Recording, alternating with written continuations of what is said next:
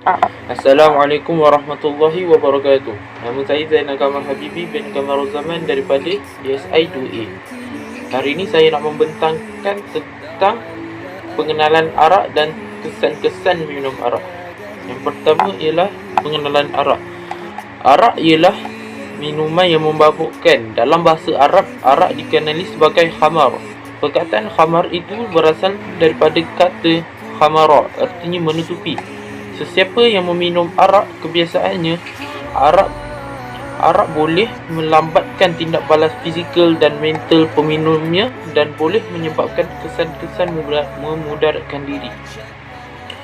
Antara kesan-kesan minum arak ialah peminumnya berkelakuan seperti orang gila dan menjadi bahan ketawa anak-anak kecil dan tercela di kalangan orang-orang berakal. Yang kedua, orang minum arak ni boleh memboroskan harta dan merosakkan akal, kerana arak boleh menyebabkan ketagihan kepada individu tersebut. Apabila dia sudah ketagih, seorang itu pasti sentiasa membeli arak dan melakukan pembaziran.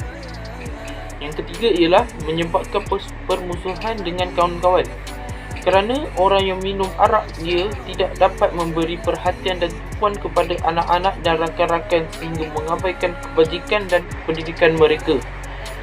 Yang keempat ialah terhalang daripada mengingat Allah dan sembahyang, kerana seorang yang meminum arak tidak akan mengingat apa-apa.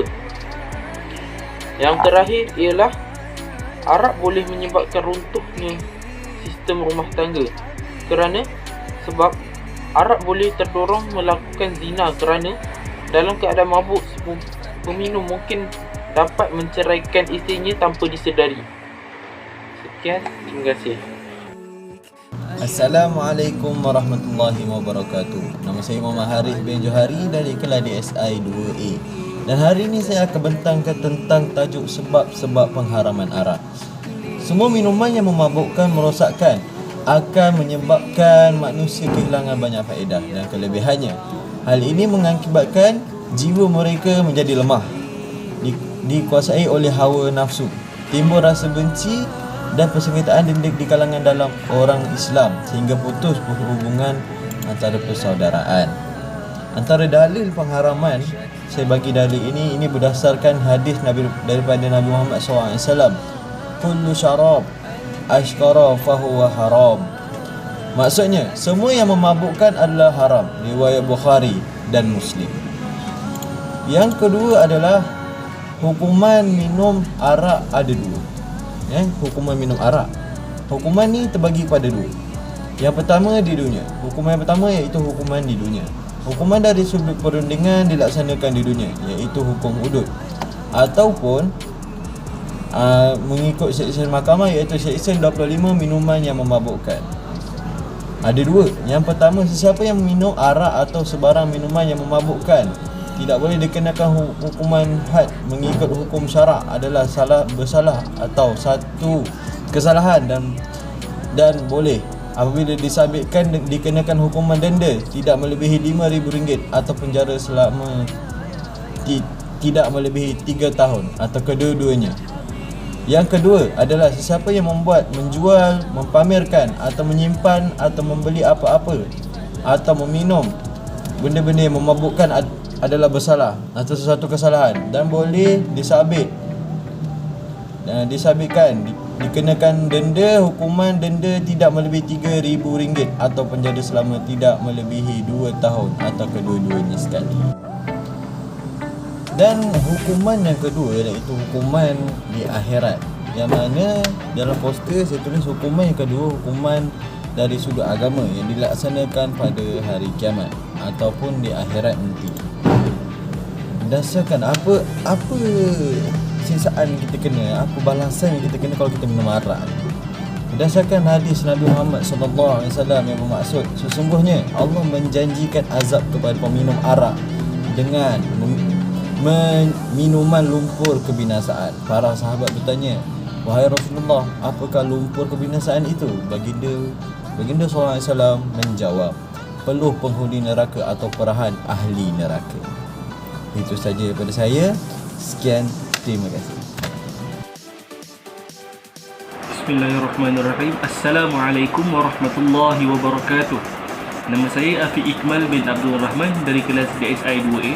Hari ini saya akan membentangkan tentang 10 golongan yang dilaknat Allah dan peringkat pengharaman arak. Diriwayatkan daripada Anas radhiyallahu anha bahawasanya Rasulullah sallallahu alaihi wasallam telah melaknat 10 golongan yang terlibat dengan arak. Yang pertama, orang yang memerah arak. Yang kedua, orang yang diminta arak diperah untuknya. Yang ketiga, orang yang meminumnya. Keempat, orang yang membawanya. Kelima, orang yang meminta dibawa arak kepadanya. Yang keenam, orang yang memberi minum arak kepada orang lain. Ketujuh, orang yang menjual arak. Kelapan, orang yang mendapat hasil daripada arak. Orang yang sembilan, orang yang membeli arak. Dan yang terakhir, yang ke-10, orang yang meminta dibelikan arak untuknya. Riwayat Ibnu Majah dan Tirmizi. Pemerah arak iaitu pekerja-pekerja yang melakukan kerja pemerahan buah-buahan seperti anggur yang bertujuan hasil dari perahan anggur itu akan dijadikan arak, sama ada menggunakan teknologi moden atau cara lama. Hasil pekerjaannya, upah ataupun gaji yang diterima adalah haram. Begitu juga perbuatannya. Meminta diperahkan arak untuknya bermaksud majikan, pengurus sesebuah syarikat yang mengaji beberapa orang pekerja di kilangnya untuk bekerja sebagai operator pengeluaran, maka haramlah pekerjaan itu. Peminum arak, orang yang meminum arak walaupun setitik, tidak mabuk, hanya cuba-cuba, perbuatan itu adalah haram. Pembawa arak, ia boleh dimaksudkan sebagai pelayan di sesebuah restoran, kedai makan, hotel dan sebagainya, ataupun boleh juga dimaksudkan sebagai pemandu lori yang membawa muatan arak dari suatu tempat ke tempat yang lain. Perbuatan itu adalah haram walaupun ia tidak meminumnya. Meminta dibawakan arak kepadanya bermaksud seseorang yang membuat pesanan arak, sama ada diminum ataupun disimpan sebagai koleksi, maka perbuatan itu adalah haram. Memberi minum arak kepada orang lain bermaksud seseorang yang memberi orang lain minum padahal dia tidak meminumnya. Contoh, seorang Muslim membelanja minum rakannya non-Muslim minum arak di sebuah restoran. Perbuatan itu adalah haram. Yang seterusnya, penjual arak boleh diertikan sebagai tuan kedai atau ketua restoran yang menjual arak kepada pelanggannya walaupun dia tidak meminumnya. Perbuatan itu juga adalah haram. Orang yang mendapat hasil daripada arak, suatu skop yang lebih luas dan pelbagai, bolehlah dikatakan sebarang aktiviti yang berkaitan dengan arak adalah haram. Contoh, pengawal keselamatan yang mengawal keselamatan kilang arak dan mendapat gaji daripada pengurus kilang, maka perbuatan gaji itu adalah haram.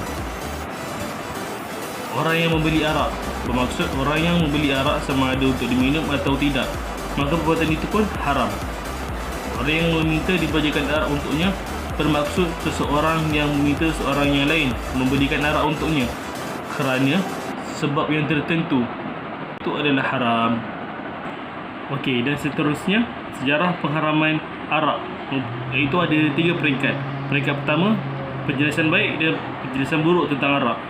Dalam firman Allah Subhanahu Wa Taala dari surah Al-Baqarah ayat 219, mereka bertanya kepadamu tentang khamar dan judi. Katakanlah pada keduanya terdapat dosa yang besar dan beberapa manfaat bagi manusia, tetapi dosa keduanya lebih besar dari manfaatnya. Dan mereka bertanya kepadamu apa yang mereka nafkahkan. Katakanlah apa yang lebih dari keperluan. Demikianlah Allah menerangkan ayat-Nya kepadamu supaya kamu fikir. Peringkat pertama, Allah cuma menerangkan tentang baik dan buruk. Baik, banyaknya buruk daripada baiknya. Baiknya cuma arak dapat memanaskan orang yang meminumnya, itu je baik dia. Pada peringkat yang kedua, pengharaman arak ketika masuk waktu solat. Maksud firman Allah Subhanahu Wa Taala dari surah An-Nisa ayat 43, hai orang-orang yang beriman, janganlah kamu solat sedangkan kamu dalam keadaan mabuk sehingga kamu mengerti apa yang kamu ucapkan. Jangan pula hampir masjid sedang kamu dalam keadaan junub, terkecuali sekadar berlalu sahaja hingga kamu mandi, dan jika kamu sakit atau sedang dalam musafir atau datang dari tempat buang air atau kamu telah menyentuh perempuan kemudian kamu tidak mendapat air, maka bertayamumlah kamu dengan tanah yang baik, yakni suci. Sapulah mukamu dan tanganmu, sesungguhnya Allah Maha Pemaaf lagi Maha Pengampun. Pada peringkat kedua ini, Allah melarang, dah dekat masuk waktu solat, jangan minum arak. Kenapa? Bila minum arak, orang yang minum arak dia kehilang waras. Salah satu syarat sah solat, tak gila, berakal. Kalau minum tak ingat apa yang dibaca, so kira tak sah lah solat tu. Tu peringkat yang kedua. Dan peringkat ketiga, pengharaman secara mutlak. Firman Allah Subhanahu Wa Taala dari surah Maidah ayat 90 dan 91, yang bermaksud, hai orang-orang yang beriman, sesungguhnya yakni meminum khamar, berjudi, berkorban untuk berhala, mengundi nasib dengan panah adalah termasuk perbuatan syaitan. Maka jauhilah perbuatan-perbuatan itu agar kamu dapat keberuntungan. Ayat 91, sesungguhnya syaitan itu bermaksud hendaklah menimbulkan permusuhan dan kebencian di antara kamu lantaran meminum khamar dan berjudi itu, dan menghalangi kamu dari mengingati Allah dan sembahyang. Maka berhentilah kamu dari pekerjaan itu. Setelah turunlah yang ketiga ni, arak telah diharamkan secara mutlak. Inilah dia 3 peringkat pengharaman arak. Jadi hikmah di sini Allah tak terus haramkan terus arak. Allah slow-slow turunkan syariat, slow-slow supaya Islam yang minum arak pada zaman itu slow-slow untuk berubah. Sekian daripada saya. Assalamualaikum warahmatullahi wabarakatuh. Assalamualaikum warahmatullahi wabarakatuh. Nama diberi Syed Abu Bakar bin Syed Abdul Nahar dari kelas DSI 2A. Hari ini saya akan memfokuskan tajuk mengenai hikmah di sebalik pengharaman arak.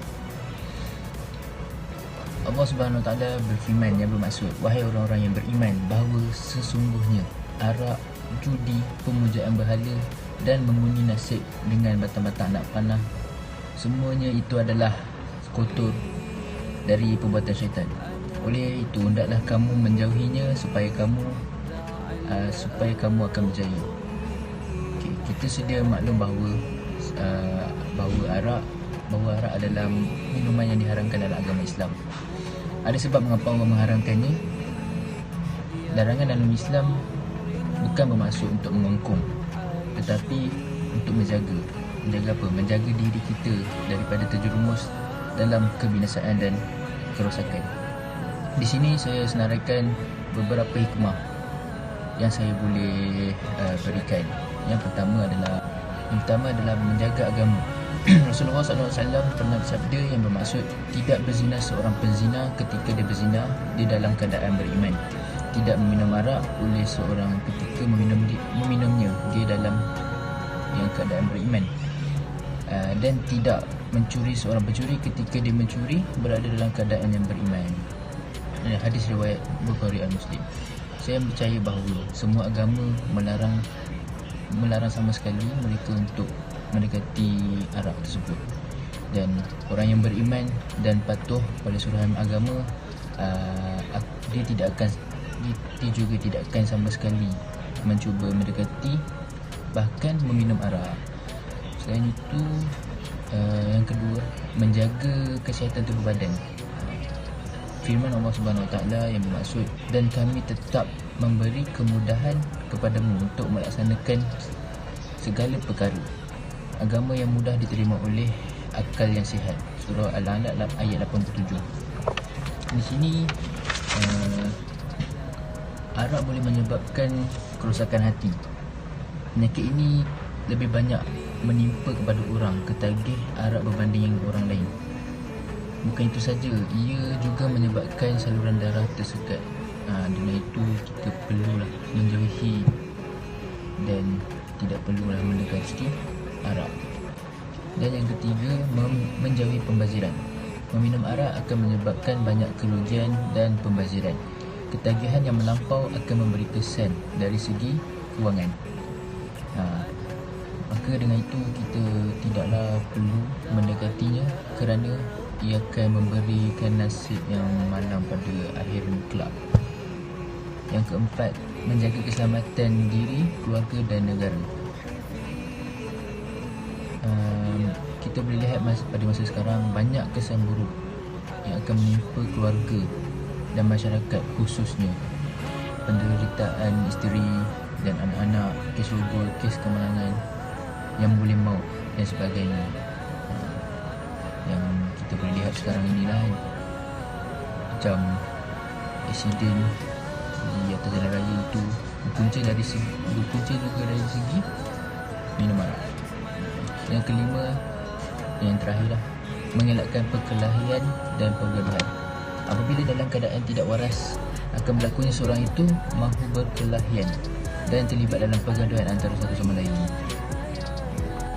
Inilah hikmahnya Allah mengharamkan arak. Arak telah menyebabkan pelbagai kesan buruk yang akan menjejaskan sebuah negara. Sesungguhnya Allah tahu mana yang baik untuk hamba-Nya. Kesimpulan yang saya boleh beri adalah Allah Subhanahu Wa Taala telah memberi akal kepada kita untuk berfikir dan membuat pilihan yang bijak dan betul. Dengan akal yang sihat, kita dapat mengetahui mana yang baik dan mana yang buruk kepada kita. Maka gunakanlah akal dengan sebaiknya. Jelaslah segala bukti dan fakta disampaikan sudah cukup untuk membuatkan kita yakin dengan pengharaman arak ini. Allah sayang akan hamba-Nya dan dia melarang kita dari masuk ke dalam kebinasaan. Sesungguhnya Allah itu Maha Pemurah lagi Maha Penyayang. Sekian, terima kasih. يا قلبي نداك وتمنى